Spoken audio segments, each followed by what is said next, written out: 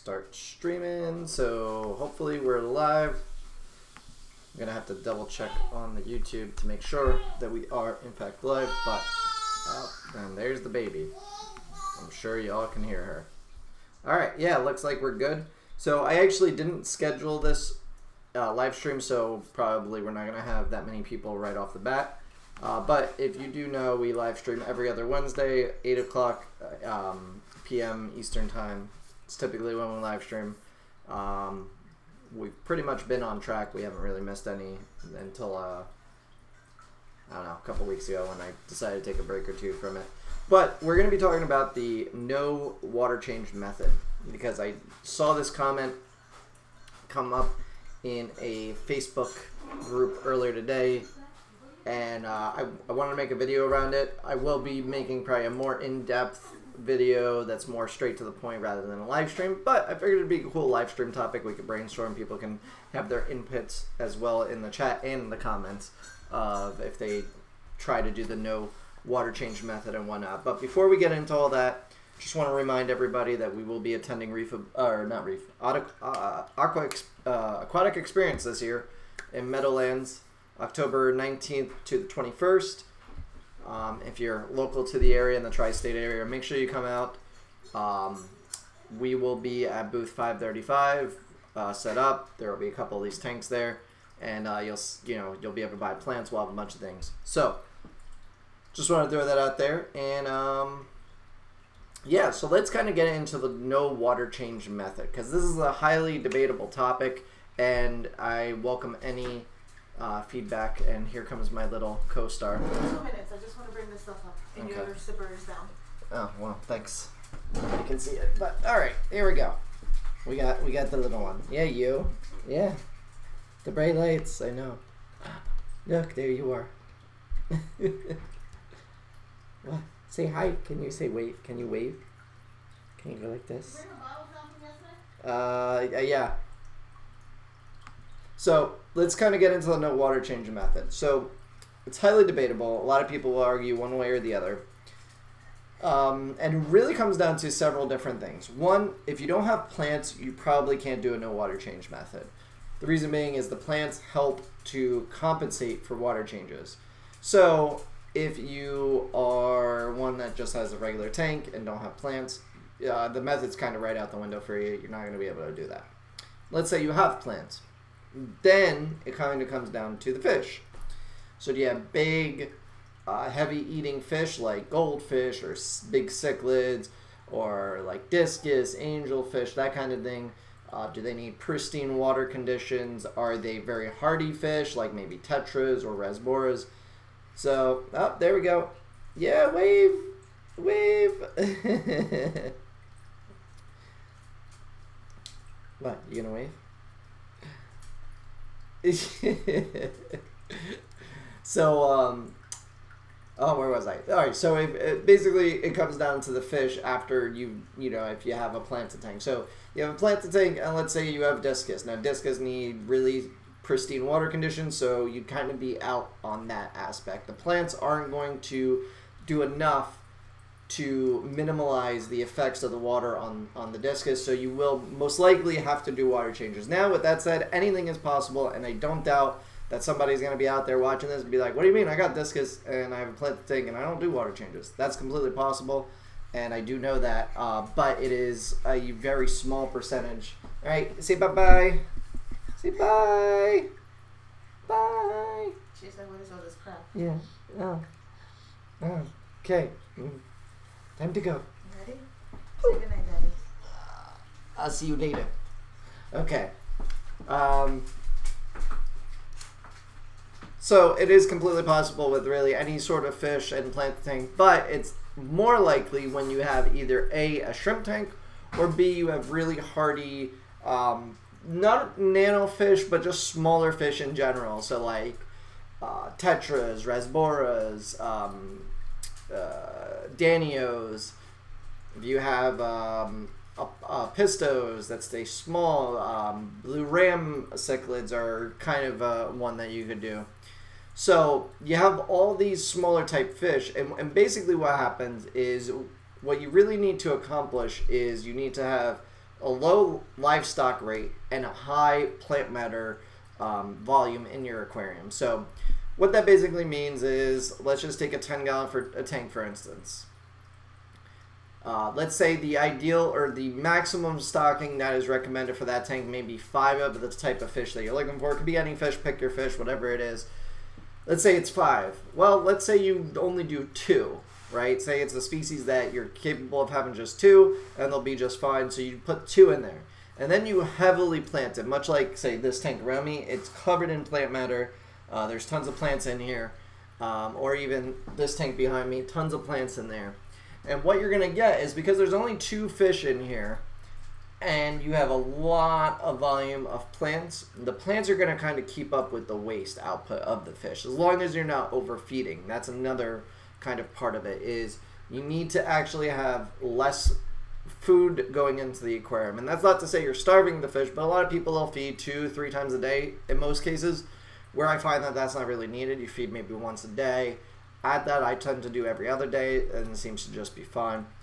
But yeah, it also comes down to what you're feeding and how much you're feeding. So, you know, not overdoing it with feeding allows the fish to eat, get what they need. They pass it through their system, it comes out, the plants utilize it, and it's extracted from the water and put into plant volume.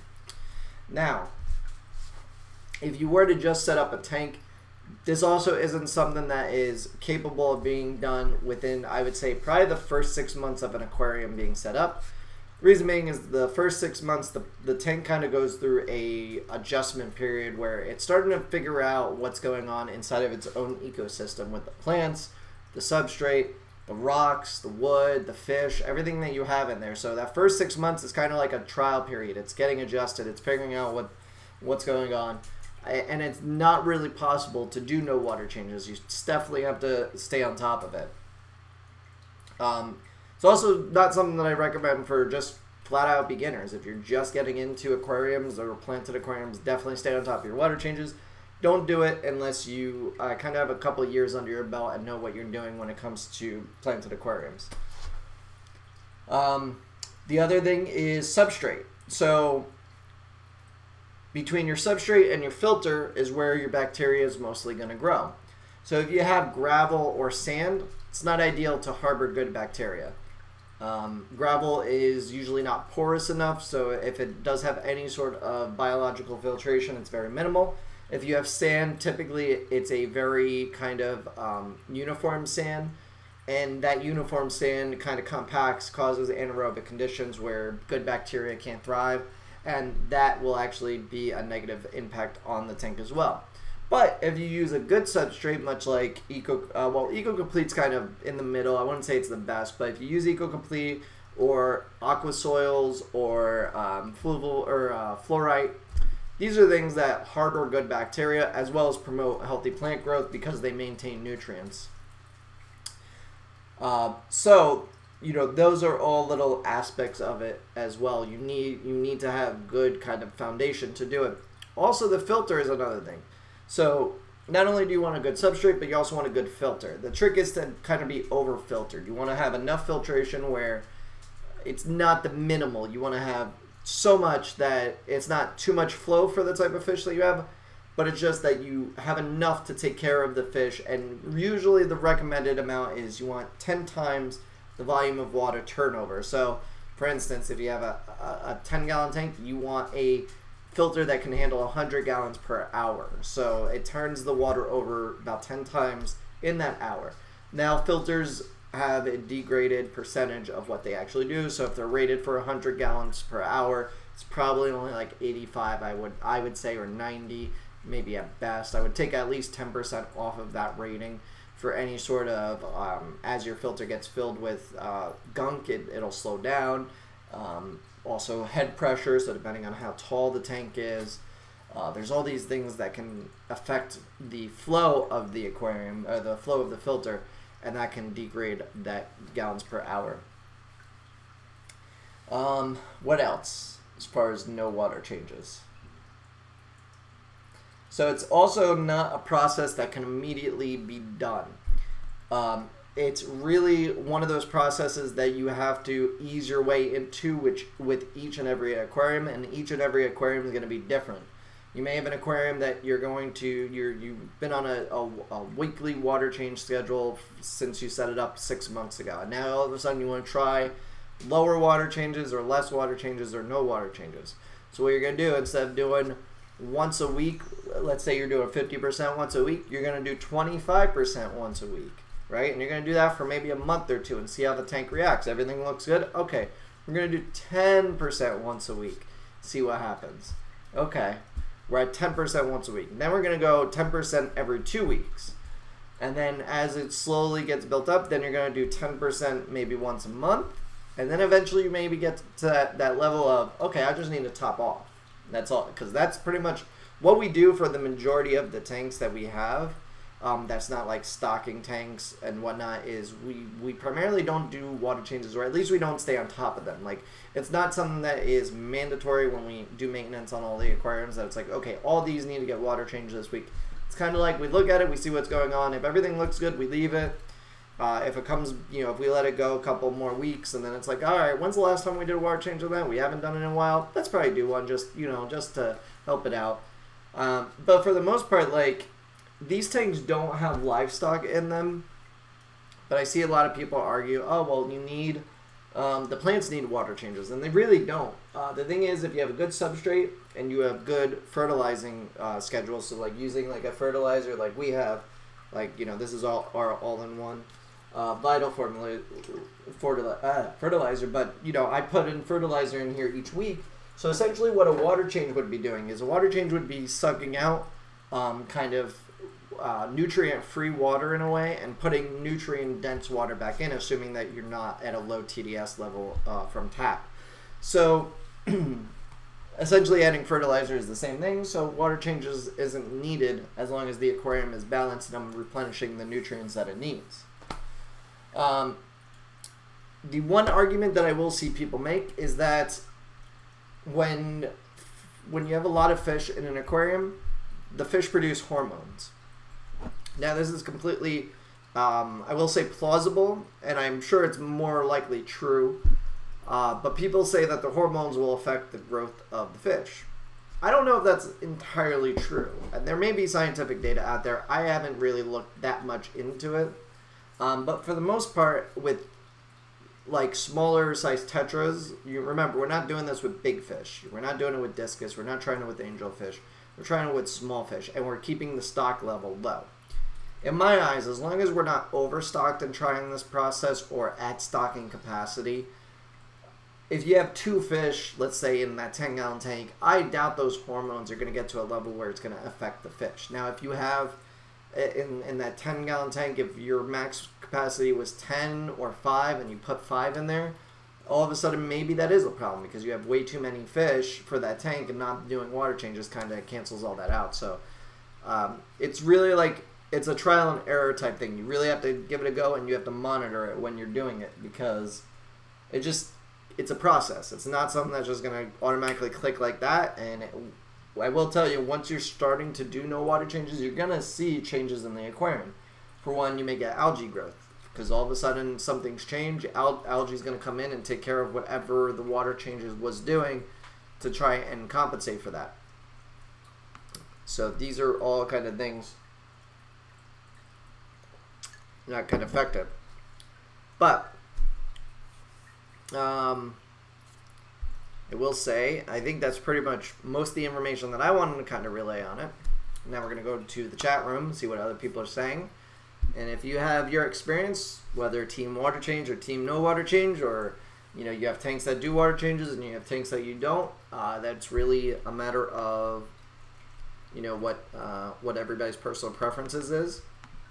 But it comes down to stocking levels with your filter and the volume of plants that you have. And when I say volume, I mean dense aquarium like planting where you can't see anything else other than plants. Like, that's really ideal.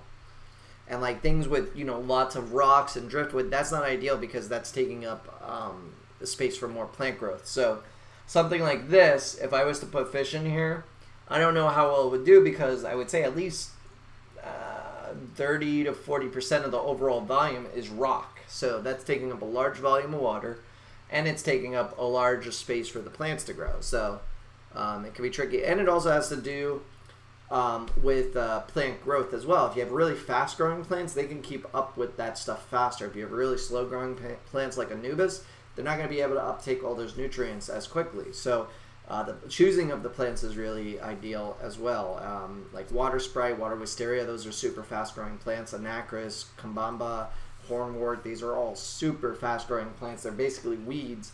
When you put them in your aquarium, they're just going to absorb all those nitrates and toxins. So, let's see what everybody is saying in the chat. What's up, Gabriel? Ben?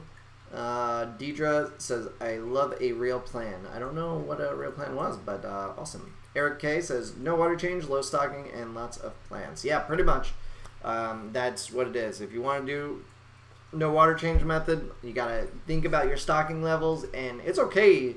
To me, when it comes down to aquariums, as far as planted aquariums, it's more about the plants and the aquascape than it is the fish. The fish are the secondary aspect. Now, I don't mean that I don't care about the fish, and you know, and how they are, and you know, their environment. I want the fish to be just as happy as anything else. However, the fish aren't the main thing that I focus on. I focus on the plants. Like, the plants is what I want to grow. It's basically a garden to me, and the fish are just things that live around there, and that's it. They're just decorations. To me, the fish are decorations. The plants are what I'm really interested in. So to me, having a low stocking level, and you know, instead of getting, oh, I could have 15 of those rasboras in there, maybe I'll do 5, and I won't have to maintain the overall tank as much, because I'm going to only have 5 where I should, you know, where most people would have probably had 15. I have a lot of plants, so it kind of equals out. What's up, Tom from Malibu, California? Mafish Diva says Nova with a heart. What's up, Greg Jones? Thumbs up, people. Yeah, definitely. Apparently, a thick substrate layer can mean you don't need to do a water change. I don't know how, though. Ben Shaw. Well, thanks, Ben Shaw. Eric K actually responds to that with a really good answer. A thick substrate can help promotes anaerobic bacteria and denitrification, but usually on a small scale. Yeah, so much like I was describing, lots of substrate, meaning it has to be the right kind of substrate. So if you just have a lot of gravel, it's not really going to help you out too much, unless it's like lava rock gravel. If you use lava rock, because lava rock is very porous, then that's a good substrate. However, growing plants in lava rock is not going to work out too well. Eric K also, oh well, hold on. Julio says, hello, welcome, Julio. I've heard a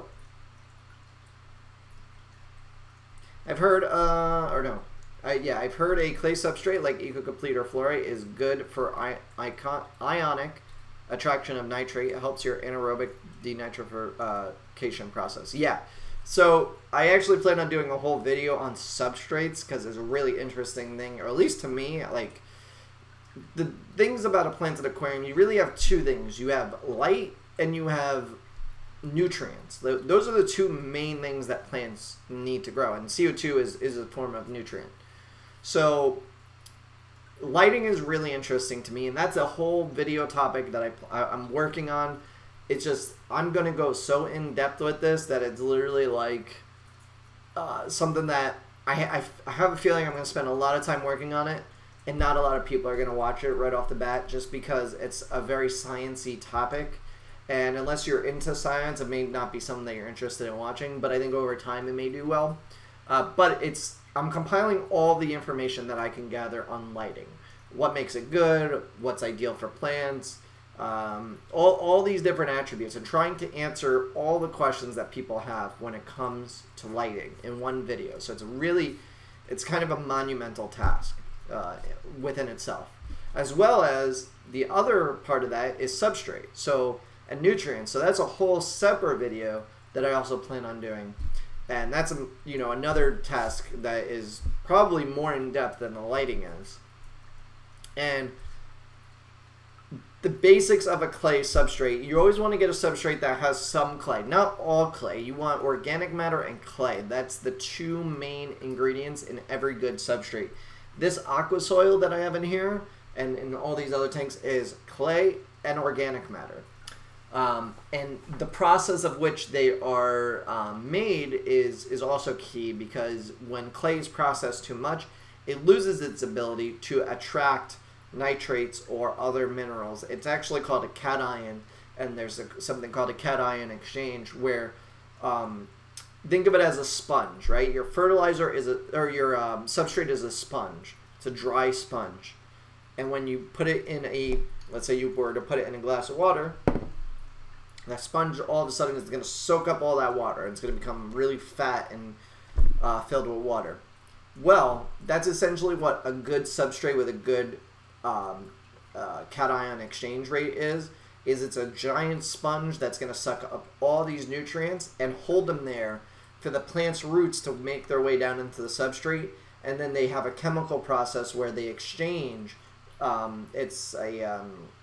guess it's ions and cations. I don't know these specifics. I'd have to look at my notes, but essentially it exchange part of the plant's ions for the cations that it wants to absorb, because the cations are what are they? Are they negative or positively charged? One's the negative or positively charged, and the plant's roots are the opposite. And they also, I believe I read it has an enzyme that kind of helps the process also happen. So having a good substrate allows basically all the floating nutrients that's in your water column to get absorbed by the substrate, trapped there for the plants to utilize. So that's why it's also important to have really good substrate.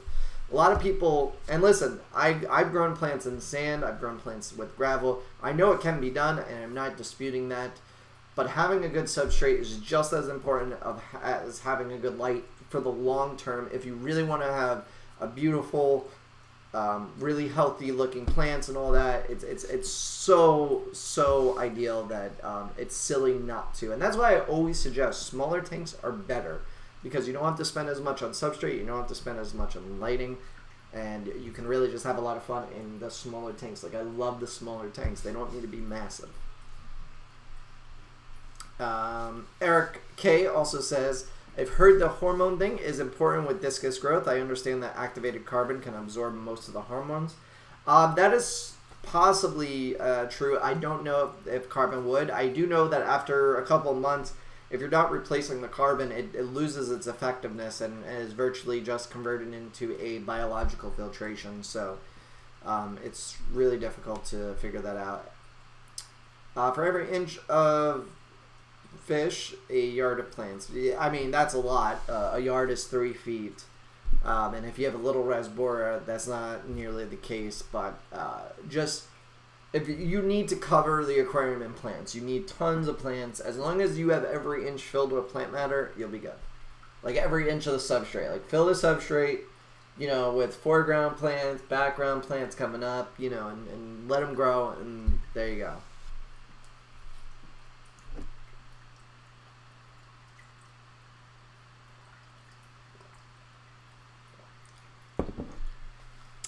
Breeze Art says, I just topped my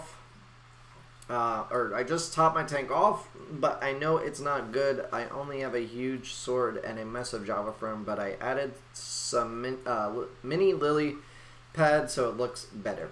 Well, see, the lily pads and things that float on the surface of the water, those are the best plants for absorbing the fish waste. All these plants behind me in this paludarium, these plants, because they have access to the outside environment, they can absorb all the CO2. They can absorb all the excess light in this room when it gets bright out. They have a benefit much more than the plants in your aquarium, because your plants in the aquarium are going to be hindered by the amount of light, or if they have enough light, then they're hindered by the amount of CO2 in your aquarium, and not every tank has CO2. Or, yeah, not every aquarium has CO2. Injection. You'll have CO2 through air stones or surface agitation or gas exchange from the surface of the water. So you have all these things that add CO2, but it's not a concentrated amount of CO2. So when it comes to plants that grow up out of the water, or even just floating plants that have exposed leaves to the environment, those do so much better. So duckweed, I mean, duckweed is a tricky subject because many people hate it, many people love it. that's a really good plant because it just is able to absorb all this excess CO2 in the atmosphere and then really uptake all the nutrients because they play together. You need CO2 and light to utilize the nutrients that's in the water. So lily plants like dwarf aquarium lily, red tiger lotus, frog bit, dwarf water lettuce, or any exposed stems that come up out of the water, excellent for it. Absolutely excellent. Even pothos. Pothos is a house plant. A lot of people, they'll drape it on the side of their aquarium or stick it in their hang-on back filter. Fantastic plant for all that. Greg Jones asks, ever think about doing aquaponics in your backyard? Similar concept. Yeah, aquaponics has always been an idea of mine. I don't know. My backyard, I haven't decided yet what I want to do. I have the possibility I could knock down the shed that I have, build a giant 2-car garage, and I put it in parentheses, and then use that as a bigger grow out area.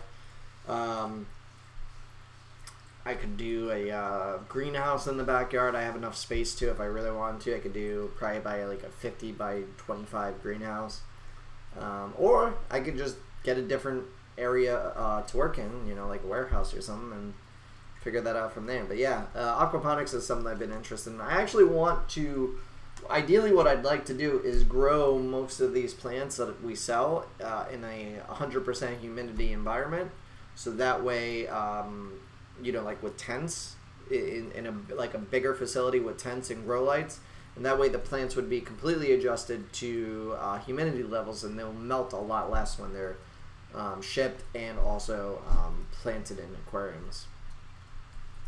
I enjoy my weekly water change and maintenance routine. I find it therapeutic. I look forward to it. Then again, I only have one tank. Yeah, so when you only have one tank, water changes aren't a big deal. Or at least just maintenance in general. You should always be looking at your aquarium and, always having your hands on the aquarium, basically trying to, make sure things are the way they are. Like this tank, I have a lot of this moss since I've been dosing stuff to try and kill some of this algae. It's also killing some of the moss. So I have to go through here and trim back a load of this and get rid of all the brown. And it'll eventually regrow just because moss is really good like that. But I also have to trim the foreground. And most of these tanks, I actually did some maintenance on these two on the side of me here, and then this one also. So maintenance is key, but yeah, water changes on one tank, not that big of a deal. Because I have 6 just in this room, then I have 12, 9, 10, 11, plus another 9, yeah. No, another 11. So I have 22 tanks downstairs. No, 24 tanks downstairs. So I got a lot of aquariums. So doing water changes on every single tank every week is a pain in the butt.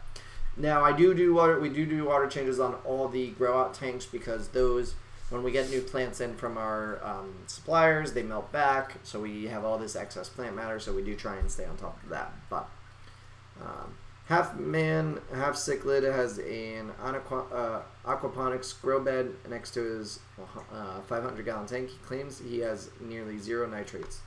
It's a pretty cool setup. Yeah, so aquaponics system, like if I was to ever do a pond in the backyard, I would consider, because I also want to have like, not aquaponics, but I want to do a like a garden out back. So I was thinking if I do a pond, I'll have the water circulate through and water the plants. But I was also thinking about building a like PVC aquaponics rig that goes on the fence that's like a zigzag and lets the water trickle through. That would also filter it. So I feel the same way. I keep aquariums to keep plants that happen to have fish in them with some of my tanks. Yeah, exactly. That's I think that's the whole point of the planted aquariums, really. Aquasoil, is that the stuff from Tropica? So there's many different types of aquasoil. Aquasoil is the name of ADA's type of thing, Amazonia aquasoil. I refer to any of them that are the ball shape and they're clay and organic as aquasoil. So Fluval stratum, Tropica has, I don't know if they call it a specific name, but they have their aquasoil. ADA has theirs. This is Contrasoil. This we have access to buy from our suppliers, so I ordered it wholesale, and that's what we use. To me, they were probably all relatively about the same. and they all work pretty good.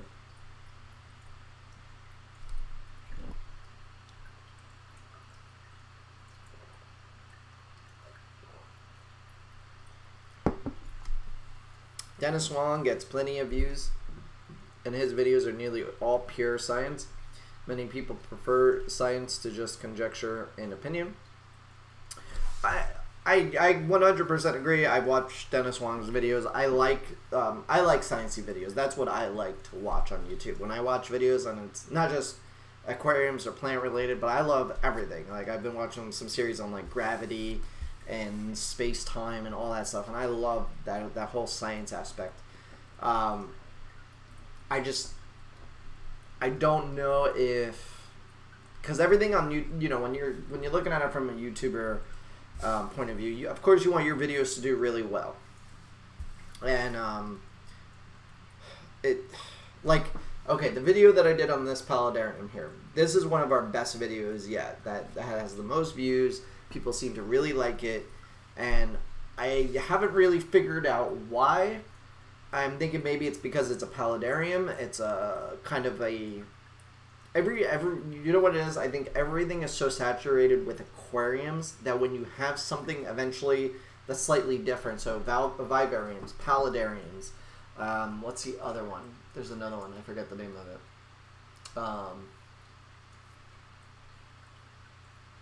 Vivarium, paludarium. I don't know. But that one did very well, and I think it's because it's something outside the box. Same with the Wabikusos. I thought the Wabikusos was not going to do as well as it did on that video, and it did really well, and I was surprised. I'm like, really? People actually are looking this stuff up? So, so I kind of have an idea that it's like, okay, more outside kind of stuff is cool, but I just don't know how science is going to do. I'm gonna do them because I already have started working on the scripts for both. I've already probably committed about 20 hours into just that so far. I haven't shot anything for it, so I'm already 20 hours into both the scripts for the lighting and the fertilizer and nutrients and all that. So it's it's already in the process. It's just I don't see them being done anytime. At least within this year, they probably won't be done unless I was to rush one, and I don't want to rush one. I want to really gather the facts. I want to compile it all together, and some of the shooting that I want to do for these may not happen where I live. Like, I actually want to go to places that this would involve. So I don't want to go too into depth because then that may kind of reveal too much of it. And but there's I have some plans in the future. It's just probably not something that these videos are probably going to take me at least the next 9 months to produce if I had to put a time limit on them, most likely. So science-based series would be awesome resource. Sometimes anecdotic evidence isn't the best. Yeah, Dennis Wong is awesome. He's pretty good. I like him. Some things I don't particularly agree with that he's said, but for the most part, I like his videos. Speaking generally about fish keepers, I didn't mean you in particular. No worries. Andrew Cruz just got into the aquarium hobby in general and just planted some Xmas moss, and after a couple days it's turning brown. Will it recover? So yeah, so most moss, this moss right here is all pretty much brown. There's some moss in here that was almost all brown. The interesting thing about moss is even if it turns brown, usually it will survive. It's only when it turns black that's when it's truly dead. But brown moss is typically just moss that isn't happy, and just kind of leave it be, let it do its thing, and it'll eventually turn green or start growing green shoots. So my 20-gallon is just straight water, never had anything but dechlorinator, and my plants have done good. You can see my tank on my channel. I made a video of it if you want. It's changed a lot. Oh, nice, Bree. Maybe I'll take a look at it after this.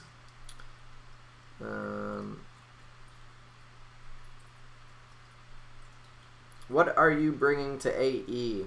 Well, I am bringing, I'm bringing the paludarium, assuming that when I take it all apart to move it, it doesn't go to complete hell.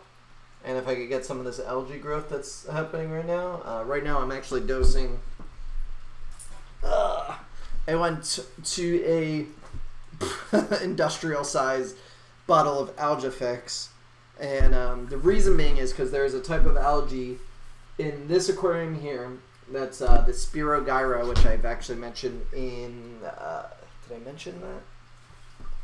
Yeah, I mentioned that in the 75-gallon video, the big tank that we did. There's this Spirogyra Spirogyra algae that I've read the only way to get rid of it is Algafix. Excel won't work, hydrogen peroxide won't work. So I'm dosing this tank over here right now with it because from what I can see, it looks like that similar algae. I think I might have taken a plant that was in there and put it in this aquarium, and now it's been basically brought into it. So I'm working on getting rid of that. So assuming that this tank is good and then the algae that's in this tank is cleaned up, we're going to take this tank. And then also the mossball tank. One of these tanks, I'm not sure which one, probably one of the small ones, is actually going to another booth. They asked if they can use one of my tanks for their booth. So hopefully it looks good by that time. I'm hoping. We shall see. But yeah. Hello, Jenny. Insularium. Is that actually a thing? I have a beardarium. Man who grows... Or man with a beard who owns aquariums. Yeah, that could be a thing too. People like the video because it's an awesome looking tank probably. Well, that, but also like, it's like people have to be looking for paludariums for that video to do well. It's just not something that's going to pop up. But then the tricky thing with YouTube videos is as you guys like them and share them and you watch it longer, YouTube is more likely to promote that video to other people. So I have a feeling if I go to like the analytics, which I don't have pulled up, but I'm looking for it now. See, like it's got 40,000 views, and I think it gained 10,000 views probably in the last like month or so. So it's doing really well. And if I look at the statistics, so it's #1 for red mangrove. If you search red mangrove on YouTube, it's #1. It's #1 for red mangrove tree, #1 for red mangrove, or #2 for red mangrove aquarium. It's #3 for houseplants and aquarium. It's aquarium houseplants. It's #3. Paludarium setup. It's #3, and #8 is for paludarium. It's just #8. So like it's got really good search results that are coming up. Can I bring up the analytics of it? I want to see what the analytics show for it. And of course, that's taking forever. But yeah, so. What is the minimum for a flower horn? Brian asked. Brian, I actually don't know because I've never kept a flower horn, nor have I really done any research into flower horns. So I don't know. Maybe somebody can answer that in the chat. I didn't realize they sold Algafix in the dairy aisle. Looks like a carton of milk. Yeah, I mean it's a big old jug. I said, what the hell, it's good to have because I've been using Excel for some things, but I figured I'd try that. Waterforce giving us the thumbs up, thank you. Well, Zoomed just released one as well. Zoom just released one as well. Zoomed? I don't know who Zoomed is. Could the brown moss be down to it being grown immersed by the seller? If possible, it's completely possible. Most moss, when grown above water and put underwater, will turn brown. You just gotta give it some time. The thing about moss and most slow-growing plants is they just grow really slow, so you're not gonna notice changes for probably a couple weeks. Once you see those things happen, over a couple weeks, then you're good. So yeah, so in the past 30 days, it's had 9,600 views. Where is the traffic sources? I think that's what it's under.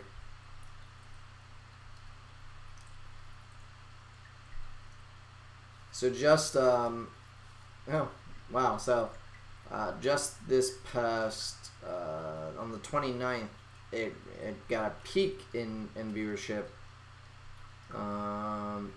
Because let's see, it went from having a couple hundred views under browse features to having 3,600 views under browse features, and now it's going back down a bit.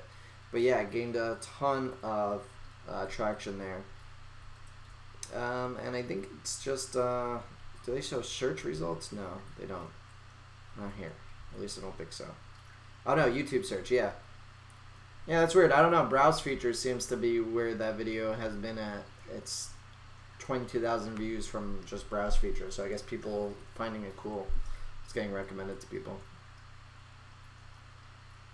Algae Fix can easily be mistaken for milk to a little kid. Yeah, that it would be. I mean, it's a. I mean, if you were to just still get it like this, oh, milk, probably wouldn't be a good thing. Definitely don't want to drink this. But I don't know. We'll see how this does. It's 1 full gallon of Algae Fix. Drafting off all my super old mangrove videos. Greg Jones says, yeah. Greg Jones actually has a couple videos on the red mangroves.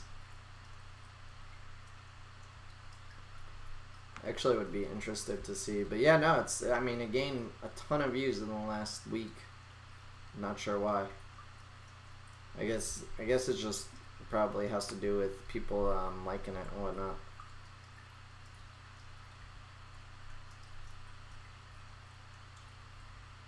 Yeah, it's interesting. In your opinion, what is the best algae eater for needle leaf plants like Rotella willichi or Mayaca? I would probably say Nerite snails, but it really depends on the algae. I find the Siamese algae eaters and the reticulated flying foxes actually peck at the leaves too much that they fall off and or get eaten, so they're not ideal.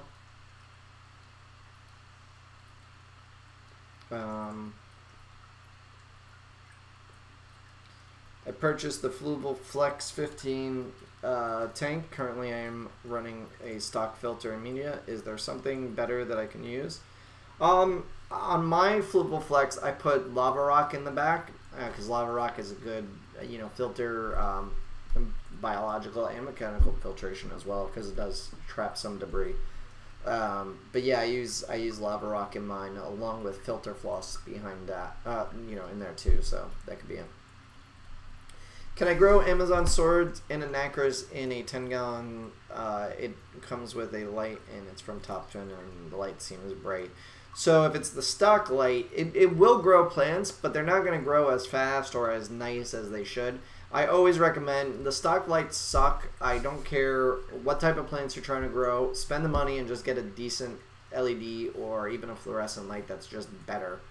For a 10-gallon tank, I picked up this light here from, I don't want to blind you guys, so I'm going to watch it on the here. But this light is bright as all hell. And this is the Night Crew light. It's got red, blue, and green LEDs in it. And I bought it for, I think, $30. And it will grow plants very nicely. So I definitely recommend it. Justin, red mangrove seed pods drop in the water starting in October, so everyone searches for it this time of year. FYI. Oh, that's good to know. But although the search history wasn't even that high, the search history on this for the total amount of views, or no, that's watch minutes. I'm sorry. Yeah, it was only 1,800. And if I look at just this past week or so, the search views for just this past week was only 341. The browse features is what got it. So I don't know if it's just because it's a popular video, if YouTube's sharing it. I really don't know how YouTube works all that well, so that could definitely be it. But yeah, if red mangrove seeds are dropping, then you need to find somebody to collect them.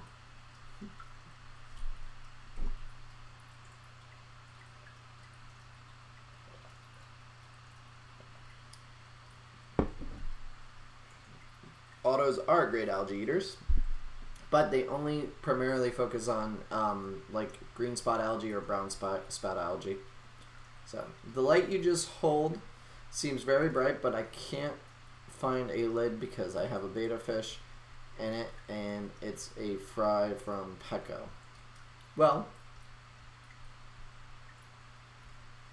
you should be able to, what you could do is you could make a lid. Right, and if you go back in my videos, type in DIY aquarium lid, You could actually buy a piece of polycarbonate board from Lowe's or Home Depot. I think a sheet of it is maybe about $15, and you'll get a big 4 by 2 feet maybe, a 4 foot by 2 foot section, or maybe a 6 foot by 2 foot section. I forget what they're sold in. And then you just cut it to size. I got the one that's wavy. They also make ones that are flat, so it really depends on your preference. But you can use that and then just put the light right on top. Boom, done. DIY. $45. You got a really good light and you got a good filter cover, and you'll be able to reuse that. Like, you'll be able to make more lids out of it.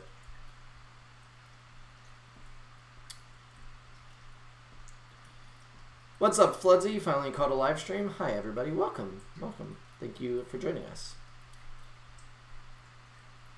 Maybe Google search knows the mangrove search term peaks in October and YouTube prioritizes it in browse as a result. Algorithm trying to make people smarter. It's very possible. It's very possible. I don't know. YouTube works in mysterious ways. Do you have any good luck growing plants through a twin wall poly lid? So the one that I got with the wavy things seemed to work just fine. I'm growing plants in the tanks where that is. Where else did I try that? I did have one on one of the tanks that we were growing plants in. I eventually took it off just because it was a hassle when we were doing stuff to take it on and off, so I just left it off. I probably should keep it on because the fish will jump if... actually, one did eventually jump, so it'd probably be better if I did that. But yeah, they grew. I don't know about the twin wall. I'm sure it would be fine. It's just a matter of how deep the overall tank is. The light is going to only diminish a little bit for each panel. I don't think it'll diminish it a lot. So as long as you have a decent light, it should be fine. What's up, Mr. Dirtblock? Is that from Minecraft? Is that a reference? You ever try a freshwater deep sand bed? No, I don't prefer deep sand for growing plants. It's just not ideal. This one has sand down here, and it's a relatively deep sand bed. However, I'm not growing plants in the sand. I actually have, behind all this rock, I have aqua soil in the overall structure for the paludarium. So, my favorite algae eaters are cherry shrimp, but won't touch staghorn algae, which is driving me mad. Yep. See, that's the tricky thing with algae eaters. They only choose to eat what they like, and that's about it. Is it possible to keep a beta sorority in a 10-gallon? Just asking. I'm thinking of making one out of a 20-gallon I have in the basement. Well, I don't know. I've never done a beta sorority. I will tell you, _beta_world or beta_world on Instagram has tons of beta sororities, and I do believe she has a YouTube channel. Let me see if I can look her up. I do believe it's the same thing. Or no, it's Aqua Girl Talks. Aqua Girl Talks. The YouTube channel. Yeah, here you go. Oh, perfect. I found the video. Exactly what I want. We're gonna copy link this. And we're gonna paste it here. And boom. If you want to know more about beta sororities, that is the video to watch. It's actually got 50,000 views. That's nuts. It means a lot of people want to know about beta sororities.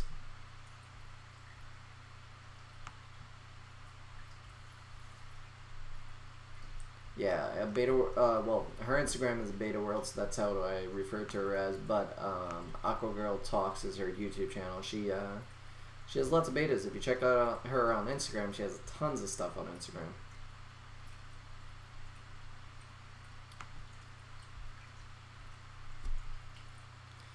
I spoil my shrimp by feeding them too many nice things. Now they don't bother with algae or any kind becomes fussy. Yep, that is completely true.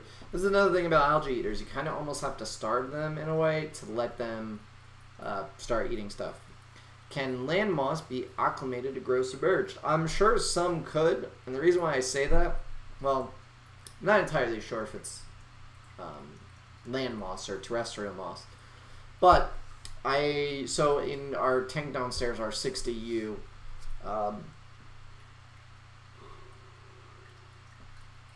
we have a 60U tank, and the we used Dragonstone that we had gotten into to do the aquascape with. I didn't put any moss in the aquarium whatsoever, but over the last however many months it's been set up, actually it's probably almost been, has it been over a year now? It might have been over a year now. Yeah, that tank's probably been set up for over a year. Wow, time flies. I'm just like thinking back. That was right around this same time last year. Maybe slightly after Aquatic Experience last year. That tank's been set up for a really long time now. That's crazy to think about. But that stone started growing mosses off of the stone where I didn't introduce any sort of moss. So it came in on the spores that was on the stone. And it's like growing up, and I don't know what kind of moss it is. It's not flame moss. It's not any sort of moss I've ever seen. So it could be a terrestrial moss that has adapted, or it could be a like half submergible and half aquatic moss. So it could survive in either environment. So I use the corrugated plastic covering 2/3 of my aquarium. Stops the fish from jumping and still me space to clean. Yeah, I didn't feel like going through all that. I got lazy. Can I use Java Moss for my beta fry, and can it grow fast in medium light? So I hate Java Moss. Everybody says Java Moss, get Java Moss. It's the one moss that can grow. Well, most mosses can grow without needing any significant help. But Java Moss is just a pain because you can't control it. It just grows everywhere. Like once you put it in your aquarium, you really probably most likely won't get rid of it. So it's a pain in the butt. But yes, you can use it for your beta fry, and it's moss. Moss typically doesn't grow faster no matter what light you have. It's going to grow at its regular pace kind of thing. My tip, Billy, is to feed your shrimp sparingly. Yep. Pumpkin Spice Aquatic says, for the no water change method, do you need to keep livestock numbers low? Yes, Pumpkin Spice. I'm guessing you just got here. If you go back to the beginning of the video, once it's published in about 8 minutes, we will go over the kind of details of having to do it there. But yes, the premise is low stocking levels and lots of plants. When you have a lot of plants and low amount of fish, you'll be all right.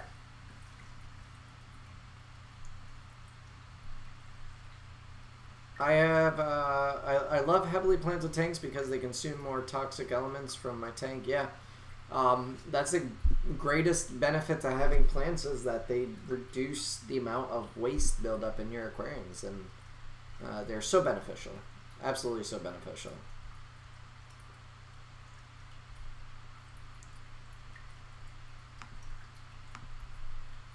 So we got about 7 minutes left in the live stream. If you have any other questions on no water changes, methods, or just questions in general, feel free to ask.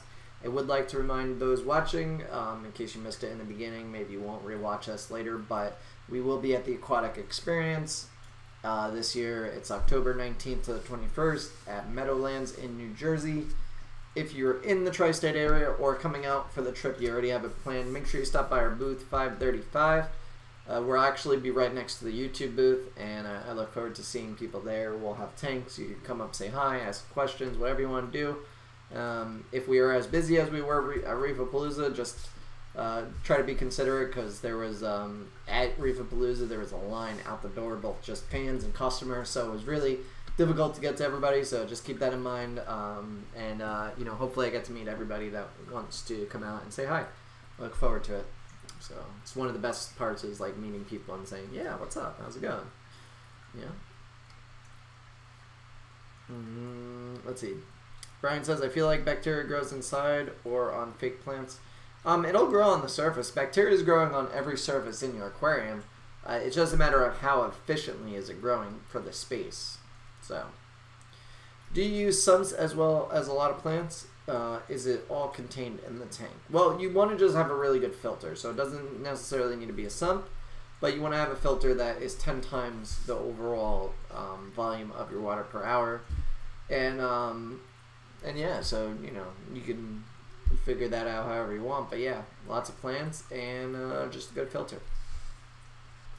Dimitri says, hi, I had a Flugel Spec 3 running with all sand substrate. it was carpeted with dwarf hairgrass using the stock lights and also CO2 supplements for about 6 months. My livestock was a beta, Narrett snail, and a mono shrimp. Was able to get away with monthly water changes. Yeah, that's pretty good. You know, it's as long as you have lots of plants and low stocking amounts, you're excellent. Good job, Dimitri. Do tanks with immersed growth smell more? No, I wouldn't say they smell more. I would actually say if you were to get the right kind of plants, they'd actually smell better because there's plants that smell minty, like mint Charlie, and then there's also like I have variegated garlic in here, so it smells very aromatic. So. And even some stems have some other stems have aromatic tendencies to them. So, I hate Java moss myself. Seeing it growing in my Monte Carlo carpet ain't good. Yeah, Java moss. I hate. I hate Java moss. I hate it.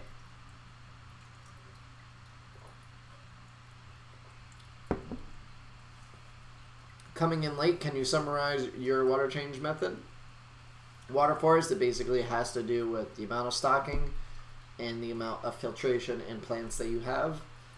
Definitely, if you're more interested in the topic, we really went into depth early on in the video, or in the live stream. So go back after the video post, listen to it.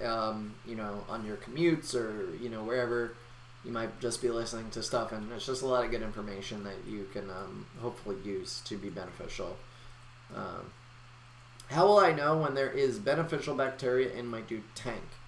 Well, Andrew, you could be testing your water, and what you're testing for is ammonia, nitrite, and nitrates, and you'll be able to see levels fluctuating.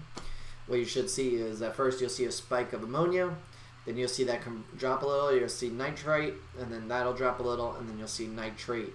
And then the nitrate should build, unless you have plants, and then the nitrate may be at 0.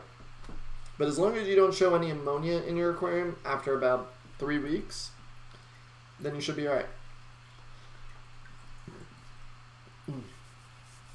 I have a totally unrelated question. When you add a dechlorinator that removes metals, are they still accessible to plants? Thanks. That's a good question. I don't know of any dechlorinator that removes metals. I don't see how it would. If anything, it would trap metals. Now I got the hiccups. Great. So I'm not sure about that. I have a 10-gallon and a 1.5 gallon. In my 10-gallon tank, the Java fern is starting to spread, but my fish I got died when we got new ones. Then they all died of the fish in the 10-gallon except one, and I only had 2 platies and 2 ados. I don't know how you spell the names. Oh. Do you fertilize on the no water change method? So it's really a matter of looking at the plants. If the plants are growing really well, you could probably skip fertilizing for a bit. But if you start noticing the plants doing anything different, maybe slight changes in colors, holes in the leaves, less leaves, not growing as big or small as they were, so it depends on the type of plant, nutrients can play a big part in that. So I definitely recommend adding nutrients. Less is more usually when it comes to nutrients. You don't want to add too much, but using, especially like you use an all-in-one fertilizer like we sell, like if you have a tank and you don't want to overdo it, just doing like a little, squirt of the bottle every once in a while will definitely help, because it adds extra nutrients back into the water. And since you're not doing your water changes, you want to be making sure they have enough nutrients. But when you're feeding your fish, that's adding nutrients also to the water. It just may not be every nutrient that it needs.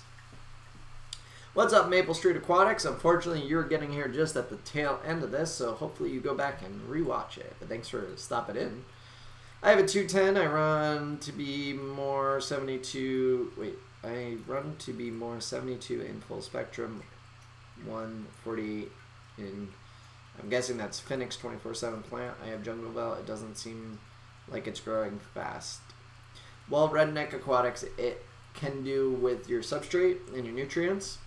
Also valves, crypts, swords, really any kind of rosette plant where it's not a stem plant, so it has a mass that sits under the water or under the substrate, and leaves grow out from there versus like a stem where leaves come off of. Anything like that, primarily takes a little while to get used to your aquarium, and then they really need to establish first. So what they want to do is they want to lay down as much roots as they can. They're going to search around in your substrate for nutrients, and then they're going to start absorbing that nutrients, and then they're going to start growing a little bit, and then over time they'll grow a little bit more. And the more that you just leave them be, let them do their thing, the faster they're eventually going to grow. So their growth curve is going to be like this. It's going to be really slow, really slow, really slow, and then all of a sudden it's going to go like this, and it's going to peak, and it's going to go really fast. So, yeah, that's valves. Just leave them be, let them do their thing. If they're still not growing and say they've been in there a really long time, you probably don't have enough nutrients for them. Either add fertilizer through liquid fertilizer or root tabs. Root tabs are really good for rosette plants that are like valves and swords and creps. So definitely give those a look. We sell root tabs on our website, or there's many other companies that do. Also, if you're using Excel does not work well with valves, so you may want to look into that as well. Thank you for the stream. You're very welcome. But yeah, that's about it. We are at the hour mark. Thank you so much, guys, for watching. Leave me a comment down below after, if you're watching this after the fact. Let me know if you do the water change method, or if you do no water change method, or what you do exactly. Hope to see everybody at Aquatic Experience that's going. Make sure you stop by, booth 535. Yeah. Thanks for checking out the stream, guys. I'll see you in two weeks. Yeah, 2 weeks. So, see you later.